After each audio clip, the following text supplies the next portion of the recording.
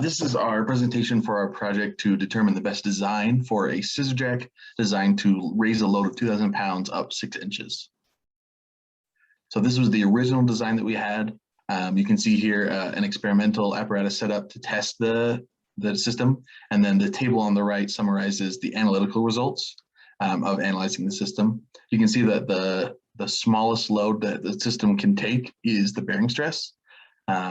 But when we tested it experimentally, we found that it did yield in bearing stress, but that didn't cause failure of the entire system because it just yielded a little bit, and then through strain hardening or increasing that area that it was bearing over, the system no longer yielded that, and it ended up being buckling and tear out that were the failure methods that caused true failure in the system. To optimize the primary design, the very first step was to select stronger materials, and for that we used HB material selection criteria and plotted all of our constraints for yield strength, density, and price. After modeling diagonal member and the crossbar as a light and stiff beam, and we selected age hardening wrought aluminum alloys and low alloy steel as the common denominator in both the graphs.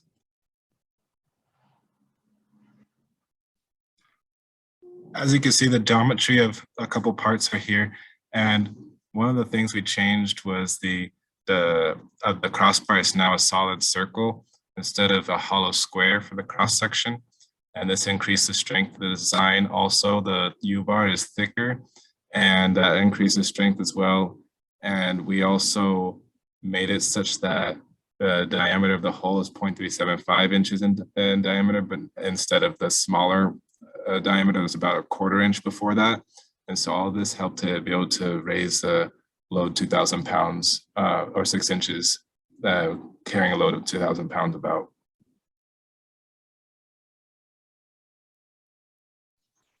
We created a MATLAB model that could be updated with different dimensions and cross sections to easily get the stresses through each member.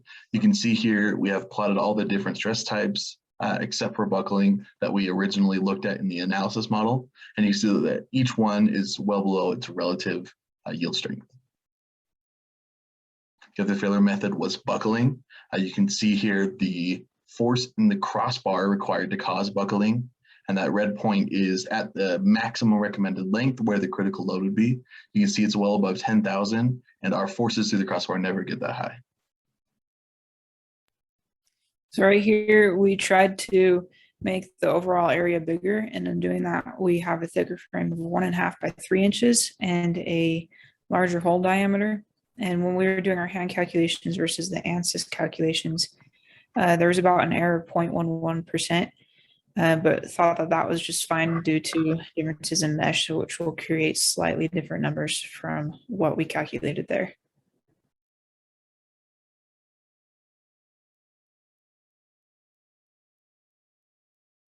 For the design, we recommended, or the design was made for 2,000 pound, but we've modeled it to sustain 4,000 pounds. So there was a built-in safety factor. As part of that, we recommend an operating limit between 2 and 12 inches to keep the design within failure tolerances. And then the overall safety factor is 3.375.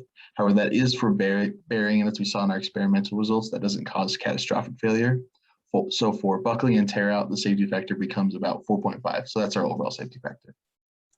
Optimize the material selection resulted in stronger design. Aluminum 6061 was applied for diagonal member and had a yield strength for 35,000 psi, which is greater than 16,000 psi than earlier, and 54,000 psi for the crossbar for the low alloy steel, which is higher than 32,000 that was applied for the primary design. So while minimizing the geometry of each part, we were also able to maximize the strength.